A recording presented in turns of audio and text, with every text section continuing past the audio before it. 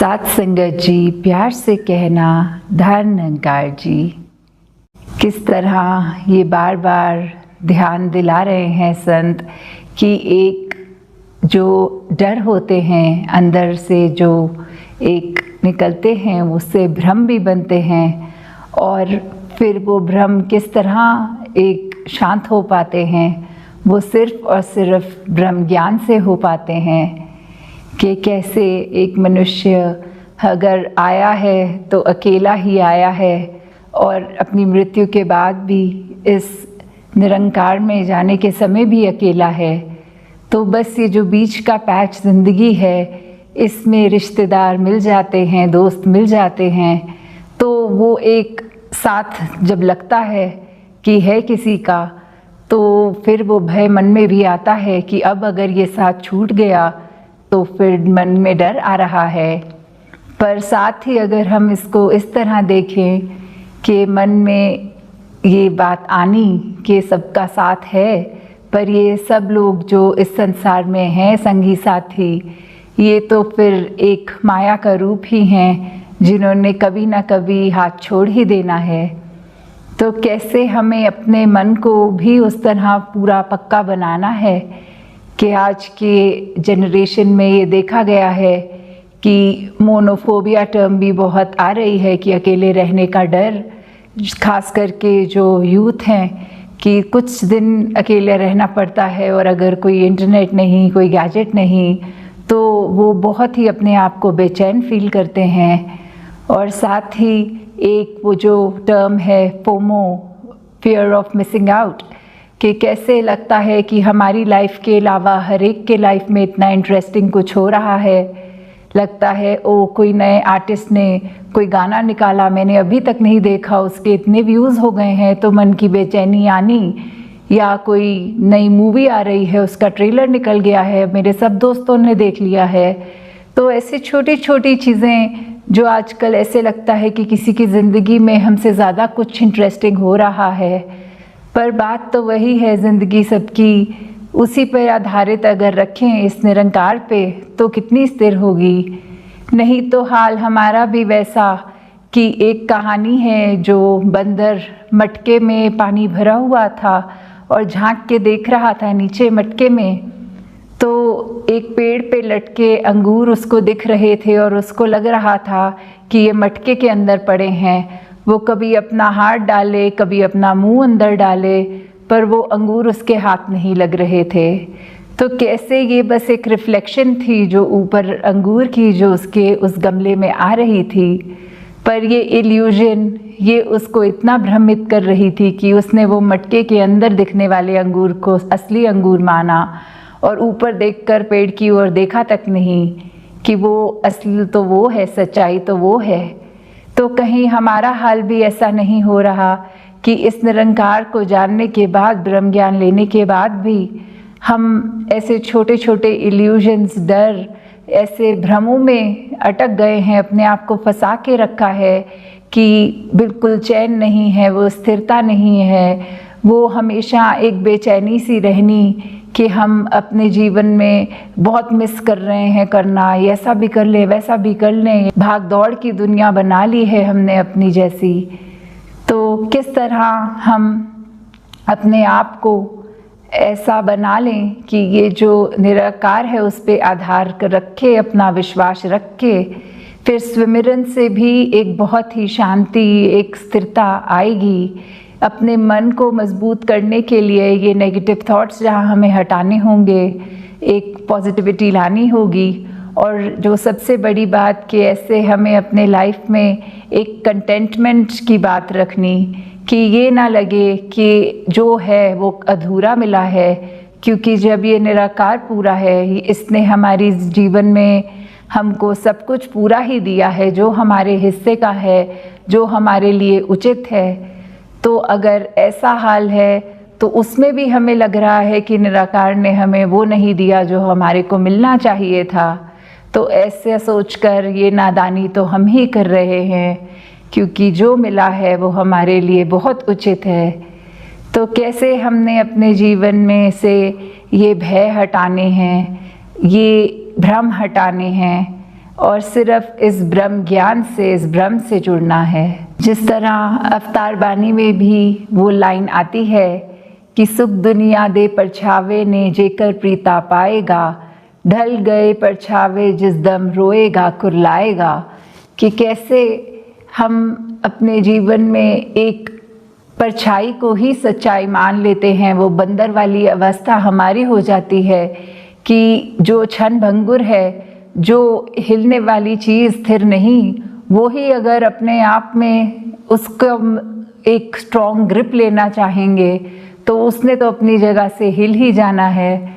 और उसके बेस पे अगर हम अपने आप को एक बैलेंस बनाने के लिए सोच रहे हैं तो फिर जाहिर सी बात है कि हमने भी डगमगाना ही है।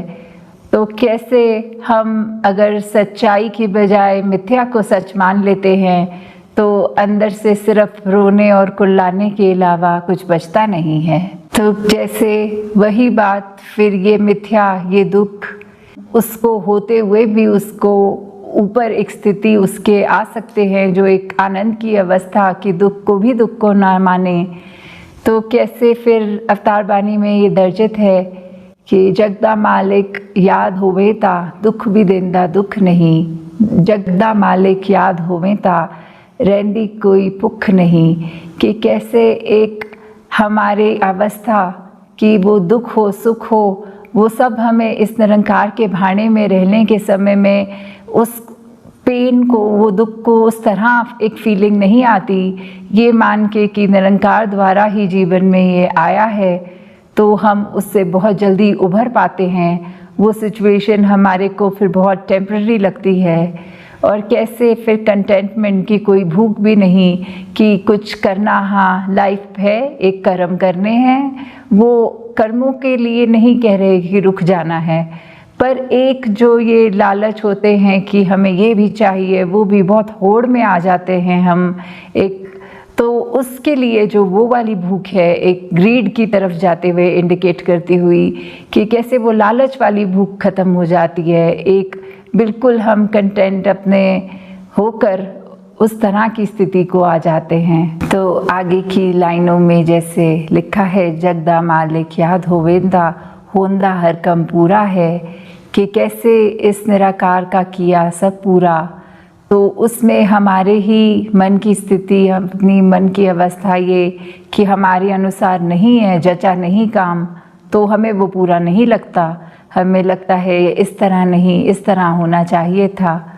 तो वही बात कि जगदा मालिक याद होवे ता कायर बंदा सूरा है, कि कैसे फिर से डर की ओर यहाँ आते हुए कि कायरता, ये जो डरपोक जिसको कहते हैं, कि कायर बंदा भी बलवान हो जाता है जब इस निरंकार का एहसास होता है। तो कैसे जो हमारे को ये लग रहा होता है कि ये कार्य हम नहीं कर सकेंगे, हम इतने समर्थ नहीं हैं, या कोई भय हमारे अंदर हमें ऐसे काट रहा होता है जो हमें कोई अच्छा कर्म करने से रोक रहा होता है। तो जैसे ही ये निराकार याद आता है, इसका स्मरण होता है, तो फिर एक जो बल मिलता है, ये मन को मजबूती मिलती है। तो फिर वही व्यक्ति जो एक समय कुछ चंद पलों पहले कायर, वो अब इतना सूरमा, इतना बलवान कि सारे कार्य अच्छी तरह अपने कर रहा है। तो यही कि कायर व्यक्ति भी अब बलवान है, क्योंकि उसको याद आ गया कि करता तो यही है, करने वाला ये है। हमारा शरीर एक बस इंस्ट्रूमेंट की तरह, ये प्रभु जिसने हमें ये शरीर दिया, वो जैसे चलाए वैसे उसके रंग में रंग कर ही चलना है। और आगे की लाइंस भी कि जगदा मालिक याद होवे ता मौत दा भय मिट जांदा है, कि कैसे एक मृत्यु जो हमें आती है, शरीर को आनी ही है सबकी एक ना एक दिन। तो जितना समय हम जीवित हैं उस डर में ना जिएं कि हमारी मौत कब आएगी, हमारी ये प्यारी ज़िंदगी हमसे छूट जाएगी। तो ये तो सच्चाई है कि मौत ने तो आना है। तो कैसे मौत आने से पहले हम ना मरें, उससे पहले जीते जी अपनी ज़िंदगी इतनी संवार लें कि बस एक प्यार हमारे मन में, हर एक के साथ हम मिलनसार होके उनके लिए हमारे अंदर से अच्छाई निकले, अच्छी बातें निकलें। कैसे हम अपने लिए भी एक ग्रोथ की ओर बढ़ते रहें, अपने आप को भी एक दलदल में, एक वेब में जैसे फंसाते हैं वैसा ना करें, अपनी ग्रोथ करते जाएं, तो ये मौत का भय भी हमारा मिट जाता है। क्योंकि ये दातार, ये निराकार जिससे हम आए हैं, मौत के बाद भी हमें उसी में मिलना है, तो फिर डर किस चीज़ का। ये शरीर और आत्मा ये तो बहुत ही अलग चीज़ें हैं। शरीर कुछ सालों के लिए ही है, पर आत्मा तो इस निराकार की है, इसी से आई है, ज्ञान प्राप्त करके इसी में वापस जाना है, तो कोई उम्र या सालों की वो मोहताज नहीं।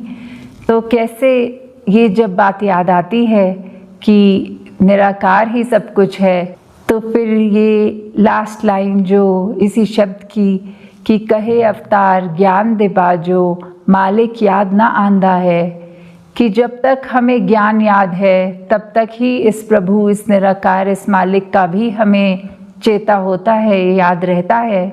क्योंकि ये बात ही ऐसी है कि ज्ञान याद तो निराकार याद, निरंकार के एहसास में हैं तो ज्ञान पे चल रहे हैं, ये उत्प्रोत जो बात है।